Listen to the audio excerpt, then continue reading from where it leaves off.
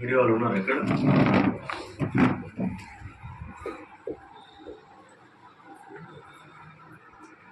గురుకుల సమస్య పరిష్కారం కోసం వచ్చినటువంటి విద్యార్థి మిత్రులందరికీ నమస్కారాలు.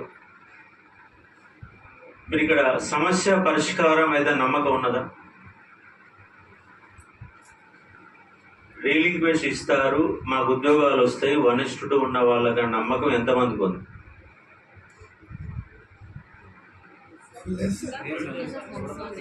నమ్మకం లేదు. మరి ఏం చేయాలి? రోడ్లు పట్టుకొని తిరుగుతూనే ఉన్నారు, కానీ సమస్య పరిష్కారం అయితే లేదు. ఇప్పుడు దాదాపుగా దీనికి సంబంధించిన వాళ్ళు జైల్లో ఉన్నారు, పీజీట్లో ఉన్నారు, గురుకులాలలో ఉన్నారు. ఎంతమంది ఉంటారు బాధితులు? 4,000 మంది ఉన్నారు. దానిలో నాకు రాదని డిసైడ్ అయ్యే 20% ఉంటారు. 1:2 ఉన్న వాళ్ళందరికీ అది రాదు కదా. నాకు ఎట్లా రాదని ఫీల్ అయ్యే వాళ్ళు ఉంటారు, అక్కడ వెళ్ళిపోతారు. ఇంకా 80% మిగులుతారు. అంటే నిజమైన బాధితులు ఎంత లేదన్నా 3,000 మంది అయితే పక్కా ఉంటారు. మీరు నిజంగా 3,000 మంది రోడ్లు ఎక్కితే 100% అవుతుంది. కానీ ఎవ్వరూ వస్తలేరు. అందరు నాకు ఇవ్వాలా మీ సమస్య పైన 30 ఫోన్లు వచ్చాయి నాకు. అంటే బాధితులుగా మారితే తప్ప వాళ్లకు సోయి ఉంటలేదు. మీ ఒక్కలే కాదు, నిరుద్యోగులందరూ కూడా తన మీదికి తనకు ఇబ్బంది అయినప్పుడు, తనకు ఉద్యోగం రానప్పుడు అప్పుడు వాళ్ళు మేల్కొంటున్నారు. కానీ అందరి సమస్య. ఈ సమస్యను మనం పరిష్కరించుకోకపోతే న్యాయం జరగదన్న సోయి విద్యార్థులలో లేదు. కాబట్టి ఈ ప్రభుత్వాలు ఇష్టం వచ్చిన ఆట ఆడుతున్నాయి. ఇక్కడ అసలు దొంగలు ఎవరంటే అధికారులు దొంగలు. వాళ్ళు ప్రభుత్వాన్ని మిస్గైడ్ చేస్తున్నారు, మంత్రులను మిస్గైడ్ చేస్తున్నారు, జీవోలు అడ్డం లెక్కలు చెప్తున్నారు. మరి ప్రభుత్వం మారినప్పుడు మీరు మహిళలకు బస్సులలో ఫ్రీ ఇవ్వడానికి ఒక జీవో తీసుకొచ్చారు కదా. ఇవాళ 200 లీటర్ల కరెంట్ ఇవ్వడానికి ఒక జీవో తీసుకొచ్చారు కదా. ఇప్పుడు గ్యాస్ పథకం కోసం ఒక ఫర్మానా అయితే జారీ చేశారు కదా. మరి వాటికి ఫర్మానాలు, జీవోలు అన్ని తీసుకొచ్చినప్పుడు ఈ నిరుద్యోగులకు ఇబ్బంది వచ్చినప్పుడు ఆ రీలింక్వేషన్ ఆప్షన్ అనేది తొలగించలేరా? అది అదేమన్నా భారత రాజ్యాంగంలో మార్చాలని పార్లమెంటులో 2/3 బిల్లు పాస్ చేస్తే ఉన్న సమస్య పరిష్కారం అయితే చిన్న అంశం. ఒక చీఫ్ సెక్రటరీ దగ్గర ఒక జీవోని ఫార్వర్డ్ చేపిస్తే ఈ సమస్య పరిష్కారం అవుతుంది. మరి సమస్య పరిష్కారం కావాలంటే ఏం చేయాలి చెప్పండి? ఏదో తిరుగుతున్నారు, ఒక 50 మంది తిరుగుతున్నారు, అదే రోడ్లు పట్టుకొని తిరుగుతున్నారు. ఈ అధికారికి పోతున్నారు, అధికారి పోతారు, సెక్రటరీ కలుస్తారు, ఆర్ కృష్ణయ్య గారిని కలుస్తున్నారు, ఆర్ఎస్ ప్రవీణ్ గారిని కలుస్తున్నారు, ఎంతో మంది కలుస్తున్నారు. కానీ ఇది ఉద్యమ రూపం తాలుస్తే తప్ప మీ సమస్య పరిష్కారం కాదు. మన టీఎస్పీఎస్సీ వాయిదా ఉద్యమంలో ఎంతమంది వచ్చారు? ఒక 5,000 మంది వచ్చింది, ఎక్కువేం రాలే. కానీ 5,000 మంది వస్తే అది ఎట్లా కనిపించిందంటే ఒక 5 లక్షల మంది నగరంలోకి వచ్చినట్టు కనిపించింది. 5,000 మంది, కానీ వచ్చింది ఎంతమంది? 5 లక్షల మందిలా కనబడి ప్రభుత్వమే కూలిపోయింది. ప్రభుత్వం మారింది, విద్యార్థులలో కంప్లీట్గా చైతన్యం వచ్చింది. మరి మీ గురుకులాలని ఒక ఉద్యమ రూపం దాలిస్తే మీ సమస్య పరిష్కారం అవుతుంది.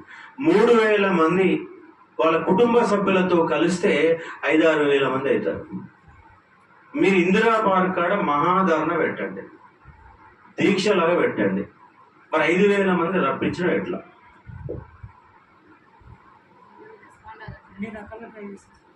ఓన్లీ వాట్సాప్లలో ఇట్లా మెసేజ్ చూస్తే వాళ్ళకే పై మెసేజ్ చదువుదా అంటే దొరకదు. మళ్ళీ హ్యాండ్ పోతాలకే ఇట్లా ఆఫ్ చేసి ఆన్ చేస్తే వాళ్ళకే 100 మెసేజ్లు ఉంటున్నాయి.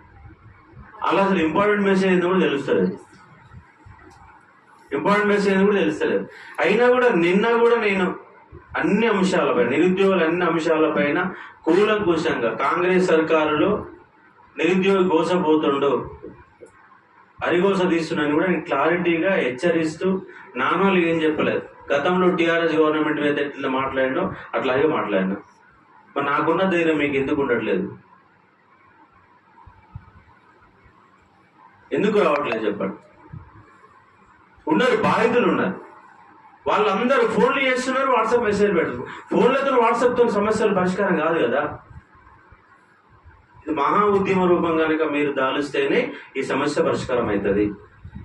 ప్రతి ఒక్కరు ఎవరైతే బాధితులు ఉన్నారో బాధితులు అందరూ రోడ్లు ఎక్కండి.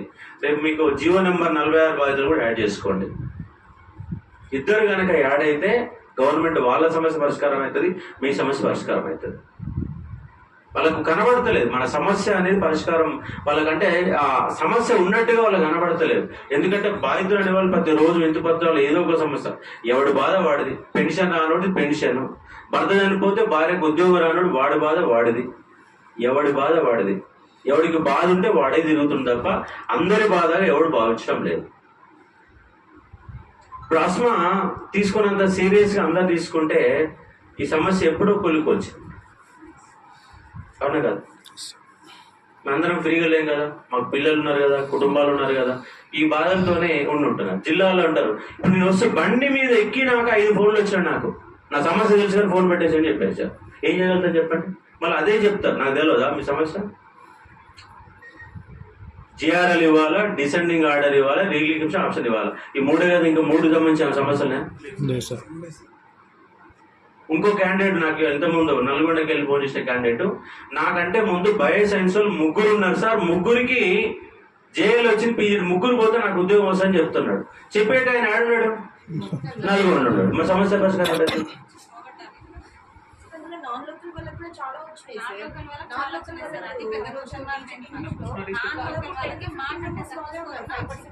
అటే ఎట్లా వస్తుంది? ఓన్లీ 5% లో మాత్రం ఉన్న డాటా ఉంది దగ్గర. జిఆర్ఎల్ ఇస్తే దరిద్రం పోతుంది. జిఆర్ఎల్ వస్తే అసలు దొంగలు ఎవరు, ఉద్యోగాలు అమ్ముకున్నారా, నిజాయితీ ఇస్తారా అని తెలుస్తుంది. జిఆర్ఎల్ ఇస్తే ఆ జిఆర్ఎల్ ఇస్తలేరు.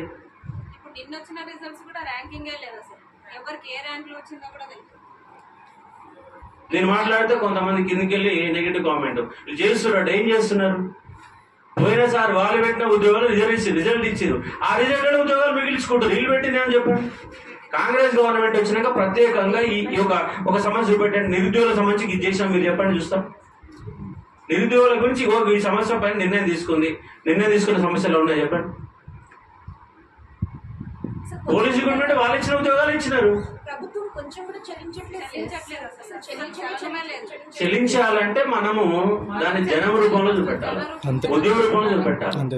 ఇక నిరుద్యోగులు కొట్లాడకపోతే గవర్నమెంట్ ఎక్కడండి ఉన్నదా? గవర్నమెంట్ ఉందా?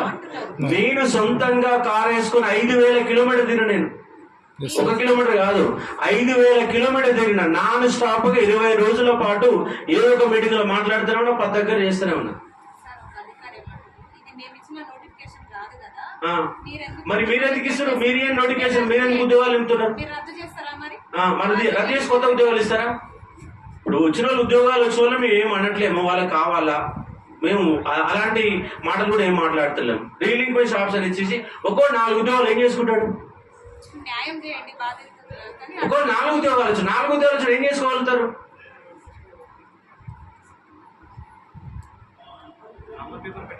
కామన్ పేపర్ పెట్టడమే పెద్దది. 11 పేపర్లు పెట్టాల్సింది 7 పేపర్లు పెట్టింది. చూడండి, టీజీటీ పేపర్ అయితే debt easy sir, debt easy చిన్న రాసేస్తారు సార్.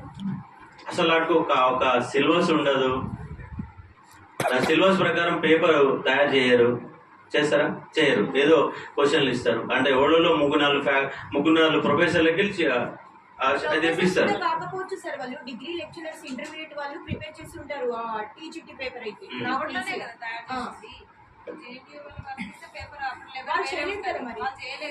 వీళ్ళు ఇష్టారాజ్యంగా చేశారు కాబట్టి మొత్తం ఇప్పుడు ఇష్టారాజ్యంగా చేసుకుంటున్నారు.